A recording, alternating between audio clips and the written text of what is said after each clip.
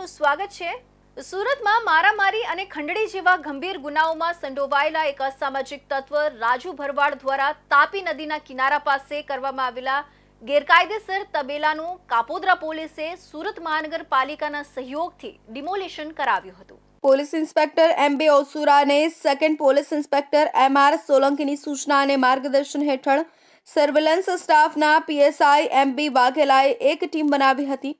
આ ટીમે police station વિસ્તારના અગાઉ પકડાયેલા આરોપીઓ અને અસામાજિક તત્વોની માહિતી એકત્રિત કરી હતી, જેમાં તેમના રહેણાંક, મકાન, વીજ કનેક્શન, બેંક ડિટેલ અને જામીન ભંગ જેવી બાબતોની માહિતી મેળવવામાં આવી હતી।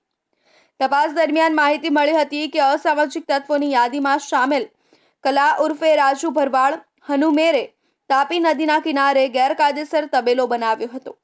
આ ગેરકાયદેસર બાંધકામને તોડી પાડવા માટે સુરત મહાનગરપાલિકાના અધિકારીઓ અને કર્મચારીઓ તેમજ પોલીસ સ્ટાફના પૂરતા બંદોબસ્ત સાથે કાર્યવાહી કરવામાં આવી હતી।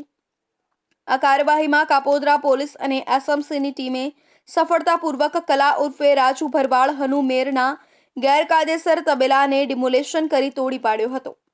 આ કાર્યવાહીથી કાપોદ્રા પોલીસ દ્વારા અસામાજિક તત્વોને ચેતવણી આપવામાં આવી હોય તે પ્રકારની કાર્યવાહી કરવામાં આવી હતી।